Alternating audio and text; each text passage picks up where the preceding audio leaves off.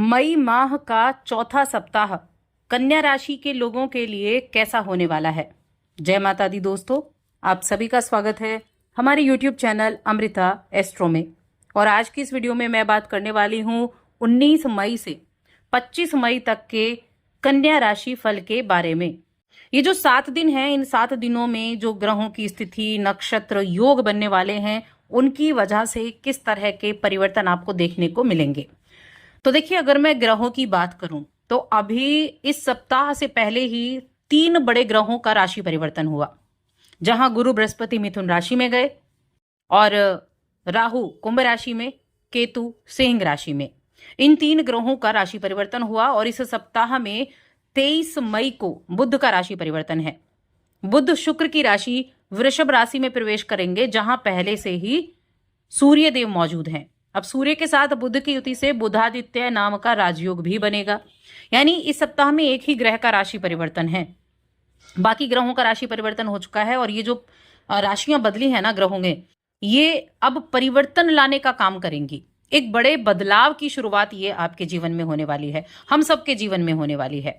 और वो समय अब शुरू हो चुका है, क्योंकि अतिचारी गुरु हैं और राहु अपनी मूल त्रिकोण राशि में है और केतु सूर्य जो कि ग्रहों के राजा हैं उनकी राशि में है।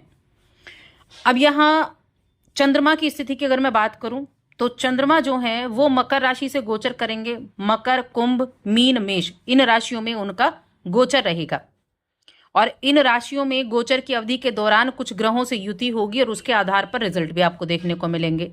वो रिजल्ट कैसे होंगे इसके बारे में जान लेते हैं। तो आगे बढ़ने से पहले छोटा सा निवेदन है, चैनल पर आप पहली बार आए हैं, अभी तक चैनल को सब्सक्राइब नहीं किया है तो चैनल को सब्सक्राइब कर लें। कुंडली दिखाना चाहते हैं तो स्क्रीन पर आपको नंबर मिल जाएगा या फिर डिस्क्रिप्शन में नंबर मिल जाएगा, वहां आप हमसे व्हाट्सएप पे मैसेज के थ्रू कांटेक्ट कर सकते हैं। तो देखिए, अगर मैं गुरु बृहस्पति की बात करूं तो गुरु बृहस्पति के कारण आपकी सेहत में सुधार होता हुआ दिखाई देगा, यानी आपकी जो हेल्थ है वो अच्छी रहेगी और किसी ऐसे व्यक्ति का आपको आशीर्वाद प्राप्त होगा जो संत पुरुष का हो, संत पुरुष जैसा हो या फिर आपके पिता तुल्य हो। उनके आशीर्वाद से आपकी बहुत सी राहें जो हैं वो बड़ी अच्छी हो जाएंगी, यानी कि एक सही राह आपको देखने को मिलेगी, मानसिक शांति आपको देखने को मिलेगी। और आप अपने जो घर के बड़े हैं या फिर कोई ऐसे सज्जन पुरुष हैं, उनकी बातों को ध्यान से जरूर सुने, क्योंकि उनकी बातों से आपको बहुत संतोष भी मिलेगा और साथ में वो बातें आपको एक नई राह दिखाने का कार्य भी करेंगी। यहां राहु की अगर मैं बात करूं तो राहु की स्थिति आपके लिए इस समय कुछ घर की जरूरतों को देखते हुए दिखाई देगी। इस सप्ताह आप बिना कोई योजना बनाए काम शुरू ना करें, कि पहले योजना बनाएं उसके बाद काम की शुरुआत करें, क्योंकि बिना योजना के अगर आप काम करेंगे तो वहां पर आपको दिक्कतें देखने को मिल सकती हैं। इसीलिए योजनाबद्ध तरीके से काम करना आपके लिए ज्यादा सुटेबल रहने वाला है। इसके अलावा अगर देखा जाए तो जो कन्या राशि के जातक हैं उनमें आपकी राशि के स्वामी बुधदेव होते हैं, जो 23 तारीख को राशि परिवर्तन करने वाले हैं और बुधादित्य योग बनाने वाले हैं। ये समय थोड़ा खर्चे करने का भी है, थोड़े खर्चे होते हुए आपके दिखाई दे रहे हैं। घर के कुछ कीमती सामानों के लिए आप खर्चा कर सकते हैं, जिसकी वजह से पैसों को लेकर थोड़ी सी दिक्कत हो सकती है। घर का कोई बुजुर्ग, उनको स्वास्थ्य संबंधी परेशानी हो सकती है, लेकिन साथ में आपके घर के वातावरण के लिए बहुत अच्छा है। घर का वातावरण बहुत अच्छा रहेगा, आप एक साथ बैठकर खाने की चीजों का लुत्फ उठा पाएंगे, कुछ पुरानी यादों को ताजा करते हुए दिखाई देंगे। आपका अगर कोई पार्टनरशिप में काम है तो अपनी साझेदारी से अच्छे संवाद आप कायम करेंगे। और अगर आप अपने बिजनेस को विस्तार देना चाहते हैं तो अपने अहम को सबसे पहले अलग करें और अपने पार्टनर के साथ मिलकर चीजों को ठीक करने का प्रयास करें। यहाँ स्टूडेंट्स के लिए ये जो सप्ताह है, ये 7 दिन है, ये विशेष रूप से महत्वपूर्ण होने वाले हैं, क्योंकि आपको अपनी मेहनत के द्वारा अच्छे अंक हासिल करने में कामयाबी मिलेगी। साथ ही उस कामयाबी से तरक्की और उन्नति भी मिलेगी। परिवार में मान सम्मान होगा और आपके दोस्तों, आपके परिवार के लोगों के बीच में भी आपका मान सम्मान बढ़ने वाला है। तो आपके लिए ये समय जो है, मैं कहूंगी काफी ज्यादा उन्नति और काफी ज्यादा प्रभावशाली ये रहने वाला है। इसके अलावा अगर चीजें देखी जाएं तो भावनात्मक चिंतन रहेगा, सृजनात्मक विचार रहेंगे। शुरुआत से ही आपका कार्यस्थल हो गया, आपका पारिवारिक संबंध रह गया, इन दिनों में सामंजस्य बनाकर रखना है, उसकी कमी रह सकती है। लेकिन आर्थिक पक्ष मजबूत दिखाई दे रहा है। करियर में नए अवसर मिलते दिखाई दे रहे हैं। शुक्रदेव की अगर मैं बात करूं तो शुक्रदेव आपके संबंधों में बड़ी सौहार्द्रता प्रदान करने वाले हैं। और वहीं मंगल की जो आपके लिए कृपा रहेगी ना, मंगल देव आपकी नेटवर्किंग और आपके सहयोग के क्षेत्र में आपकी सहायता करेंगे।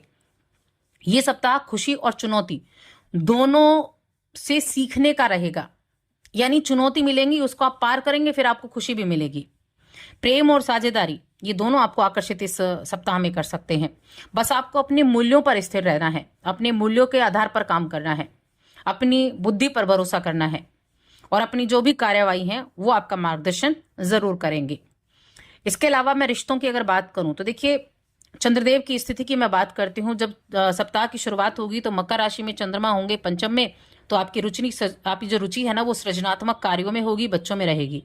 प्रेम संबंधों में भी आनंद की प्राप्ति होगी।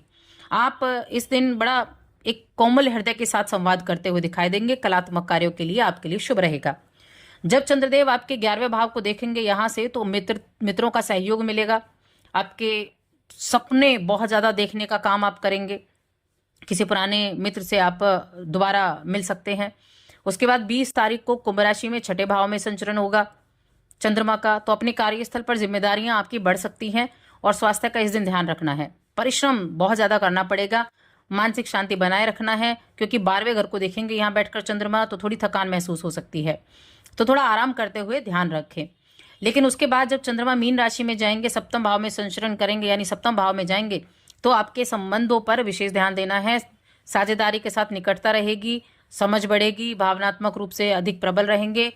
आपकी राशि को, आपके प्रथम भाव को चंद्रमा देखेंगे, जिससे थोड़े भावुक हो सकते हैं आप। ऐसे में शांति बनाए रखना जरूरी रहेगा। बहुत जल्दी प्रतिक्रिया देने से बचें, किसी को भी थोड़ा सोचें समझे, धैर्य रखें और उसके बाद प्रतिक्रिया दें। लेकिन जब 24 तारीख को चंद्रदेव मेष राशि में जाएंगे और आपकी राशि के स्वामी वृषभ राशि में चले जाएंगे और अष्टम भाव में संचरण करेंगे मेष राशि में, तो ये समय आपकी तीव्र भावनाओं का अनुभव करने का है। उन चीजों की अलग से आपकी इच्छा प्रबल होगी जिन चीजों को आप पाना चाहते हैं, और कुछ चीजों को अगर छोड़ना चाहते हैं, अगर कुछ एडिक्शन है, तो ये छोड़ने का और बदलाव का समय है, ये आप कर सकते हैं। दूसरे भाव को चंद्रमा देखेंगे तो वित्तीय तौर पर थोड़ा ध्यान रखें, पैसों का लेन देन करते समय ध्यान रखें। उसके बाद सूर्यदेव के साथ वृषभ राशि में नवम भाव में चंद्रमा संचरण करेंगे, जो आपकी शिक्षा और आपकी यात्रा के लिए बहुत अच्छा रहेगा, आपके व्यक्तिगत विकास के लिए अच्छा रहेगा, आपके भाग्य को चमकाने वाला रहेगा। यात्राएं काफी होने वाली हैं। शिक्षा के क्षेत्र में आपको कहीं लंबी यात्रा करनी पड़ सकती है और आपको महत्वपूर्ण समाचार मिल सकते हैं। आपके शिक्षा में नई समझ आपको प्राप्त हो सकती है। ये समय अध्ययन के लिए, शिक्षण के लिए बहुत शुभ है। कोई दूरस्थ यात्रा पर जाने की योजना बना सकते हैं। बहुत अनुकूल समय रहेगा। शुक्रदेव आपकी सप्तम भाव मीन राशि में वास करेंगे, जिससे रिश्तों में संतुलन बनाने का काम करेंगे। यह प्रेम और व्यावसायिक संबंधों के लिए अत्यंत शुभ है। इस अवधि में आप कई ऐसे व्यक्तियों से मिलेंगे जो आपके लिए सहायक होंगे। प्रेम और अपनापन महसूस आप कर पाएंगे। मंगलदेव आपके 11 भाव कर्क राशि में मौजूद हैं, जो आपके लक्ष्यों की ओर लगातार प्रेरित आपको करेंगे। मित्रों का सहारा मिलेगा। टीम वर्क के माध्यम से बड़ी एनर्जी आपको प्राप्त होगी। गुरुदेव मिथुन राशि में हैं, जो करियर में वृद्धि के लिए बहुत अच्छे हैं। आपको अवसरों के प्रति खुला रहेंगे, सजग रखेंगे। शनिदेव मीन राशि में हैं, जो आपके संबंधों में सीमाओं को स्पष्ट करने में सहायता करेंगे। राहु का कार्य है स्वास्थ्य संबंधी चीजों पर आपका ध्यान केंद्रित करना, और केतु का काम है आपको गहरी आध्यात्मिक समझ की ओर प्रेरित करना। कुल मिलाकर समय अच्छा है। आपका जो ध्यान है ना, वो प्रेम और काम दोनों पर रहेगा। थोड़ा भावनात्मक रूप से चुनौतियां जरूर आ सकती हैं, लेकिन आप अच्छे से देखभाल भी करेंगे, मजबूत भी रहेंगे। बस अपने सीखने के लिए चीजों को, अपने दिमाग को खुला रखें, तो चीजें अच्छी रहेंगी। अब उपाय की बात करते हैं। क्या उपाय आपके लिए अच्छा होने वाला है, क्या उपाय आप कर सकते हैं? तो देखिए, मैं कहूंगी बुधवार के दिन गरीब बच्चों को स्कूल की कुछ ना कुछ चीजें आप दान कर दें। किताब होगी, पेंसिल हो गई, शार्पनर हो गया, रबर हो गई, कुछ भी पढ़ने की चीजें आप दान करें, बहुत अच्छा रहेगा। और साथ ही चैनल को सब्सक्राइब कर लें।